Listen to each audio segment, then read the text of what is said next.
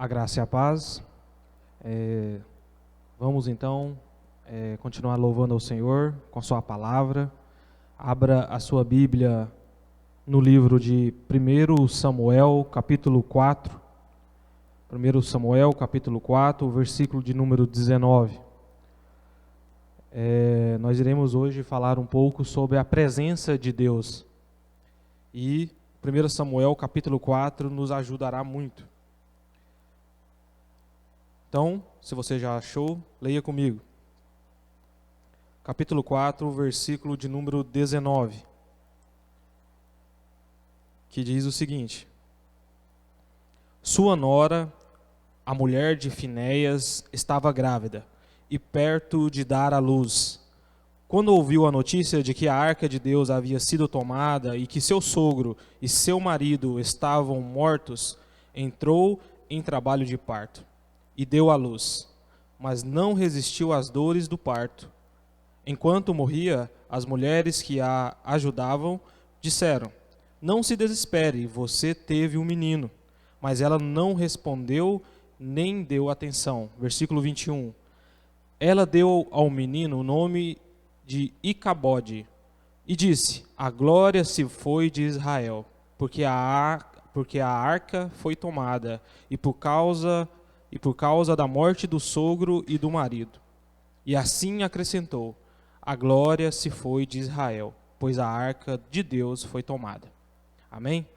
Então hoje quero vos falar sobre a presença de Deus. Aqui no texto nós percebemos que Israel, o povo hebreu, estava em guerra, e em guerra com os filisteus. Porém, essa guerra aqui, ela não foi uma guerra que Deus havia dado a sua aprovação. O povo de Israel não tinha a direção de Deus para fazer o que estava fazendo. Eles estavam agindo sem a presença de Deus, pois a direção de Deus nas nossas vidas, irmãos, é a presença de Deus. E Israel está pelejando, e quando os filhos de Eli, Ofni e Finéias, veem que o povo está morrendo, eles pedem, você pode ler o texto um pouco antes, eles pedem para trazer a arca de Deus. E a arca de Deus, você lembra que significava a presença de Deus no meio do povo. Porém, Israel é derrotado muito vergonhosamente pelos filisteus. E a arca de Deus, ela é tomada. Mas com isso nós aprendemos a primeira coisa. Nós, tanto eu quanto você, em nossas vidas, nós corremos o risco de fazer de Deus um amuleto em nossas vidas. Pois foi isso que Ofni e Finéias fizeram. Quando tudo estava perdido, eles foram lá e pegaram a arca para levar para a guerra. E a arca de Deus, você sabe, ela era algo que deveria ser movido com um certo cuidado, não era de qualquer forma, não era de qualquer jeito. Porém, nós queremos fazer isso, fazer de Deus um amuleto. Ou seja, eu preciso de um Deus que funcione para mim. Eu preciso de um Deus que, quando eu preciso, eu faça ele funcionar. Israel estava perdendo a guerra. Ele fez o quê? Pegou a arca. Queria forçar a Deus a funcionar. Israel não tinha, irmãos, a autoridade de Deus para sair em guerra, a bênção de Deus para guerrear. E quantas vezes você já leu aqui antes que o Senhor dava vitória para Israel? E nós somos assim, eu sou assim. Eu já tomei decisões da minha vida sem consultar a Deus, sem ter a presença de Deus, aquela presença de Deus que te guia e te dá direção. Aí depois, quando deu tudo errado, eu procurei a Deus para Ele me ajudar, como se Ele fosse, né, o lâmpado o Aladim, né? Aquele cara da lâmpada que você esfrega e Deus sai. Olha, Fábio, o que eu posso te servir? Olha, meu cliente, o que eu posso te fazer melhor? Você já fez isso, irmão? Eu te pergunto. Eu já fiz isso. Às vezes nós fazemos isso quando nós já tomamos a decisão nas nossas vidas e chegamos no nosso pastor e falamos assim: pastor, o que o senhor acha disso e disso? Mas você já decidiu. né? Você só quer o apoio. É a mesma coisa que Israel está fazendo. Israel queria um Deus que funcionasse para ele. Mas nós precisamos entender que para fazer que Deus funcione, eles usaram a arca. Eles queriam forçar a Deus a fazer o que eles queriam. Eles queriam falar: Deus, faça. Eu estou com a arca aqui agora, eu quero que você faça. Deus não é o Aladim, aquela coisa mística que quando você precisa, você invoca e Ele vai te atender. Não. Nós precisamos, irmãos, entender isso. Nós precisamos entender que nós precisamos não é da arca, e sim do Deus da arca. É isso que nós precisamos na nossa vida. Nós não precisamos da solução exatamente para os nossos problemas. Nós precisamos do Deus que dá a solução para os nossos problemas, que dá a solução para a sua vida. E eu posso citar outras coisas. Posso citar, por exemplo, você está querendo um Deus que funciona para você. Às vezes você quer um Deus que funciona na sua igreja. Às vezes você quer uma igreja que funciona para você. Você quer uma família que funciona. Você quer relacionamentos que funcionam. Você quer coisas que funcionam na sua vida, mas você tome muito cuidado. Isso é errado, irmãos. Você não pode procurar as coisas dessa maneira. Um pastor que funciona. Você precisa buscar é Deus. Você precisa de Deus. E com Deus, a presença de Deus na sua vida, tudo vai ser diferente. Pois com Israel era assim. Com Israel, quando Deus os dava a aprovação, a direção, Deus dava a vitória. Deus dava ao povo de Israel certeza daquilo.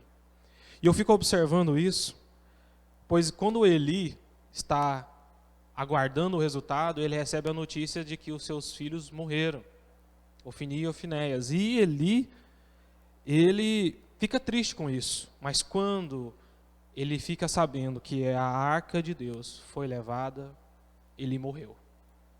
Será que... Eu fico preocupado, irmãos, porque tem muita gente famosa, muita gente aí nas mídias, que perderam, digamos assim, a glória de Deus. Ele não tem mais aquele brilho de Deus em sua vida, a presença de Deus. Mas mais do que isso, eu fico preocupado com a minha vida. Porque será que eu estou tendo hoje a presença de Deus? Será que nós estamos hoje, como crentes, na presença de Deus realmente? Ou será que nós estamos querendo fazer que um Deus funcione para nós? Ou será que nós estamos preocupados, igual Eli estava, com a presença de Deus, a ponto de morrer, porque a presença de Deus, a arca, foi levada? E descendo um pouco mais, após Ofni e Finéias morrer, após Eli morrer, chegamos na mulher de Finéias. A Bíblia não cita o nome dela, mas eu acho que o versículo 4, esse é um dos pontos principais.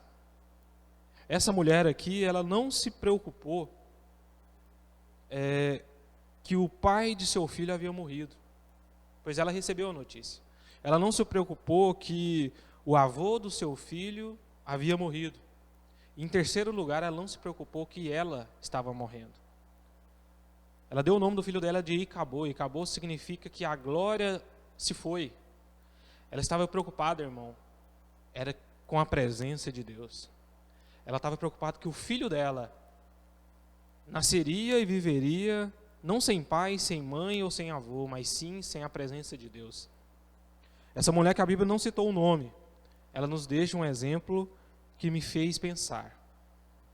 Nós temos preocupado assim? A Tailine e o Rael tiveram o Pedro agora. Isso está recente em nossas mentes. Será que nós temos preocupado com a presença de Deus em nossas vidas? Eu pergunto para você, hoje, o que há de mais valor nessa vida para você? Será que é a presença de Deus? Será que é a família?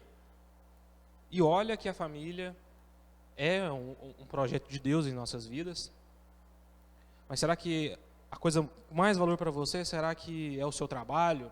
É o seu dinheiro? É as suas relações? É aquilo que você faz quando você está sozinho? O que tem mais valor para você? Para essa mulher era a presença de Deus. E a segunda pergunta que eu te faço é: a presença de Deus é tão importante assim para você? Será que hoje, analisa como essa mulher fez nos seus últimos momentos de vida? Será que se você morresse hoje, você teria essa noção de que a presença de Deus ela é algo supremo em nossas vidas? É aquilo que nós fazemos com Deus, é o melhor, é o que tem mais valor, é o que é mais importante para nós. Você compreende isso, irmãos? Ou será que você está tentando fazer igual os filhos de Eli? Usar a Deus, forçar a Deus, fazer tudo errado. Existe o jeito certo, irmãos, que é viver na presença de Deus. E olhar para você nessa noite e falar: eu já vivi momentos sem a presença de Deus. E o pior é que nós cantamos: mas vale um dia na presença do Senhor do que toda a vida, né? Mas vale um dia no centro da sua vontade, Deus, do que toda uma vida sem o Senhor. A gente canta isso. O desafio para você nessa noite é analisar. Você tem crido assim, que Deus é a presença de Deus, é o melhor para você, é tudo que você precisa? Então vamos orar.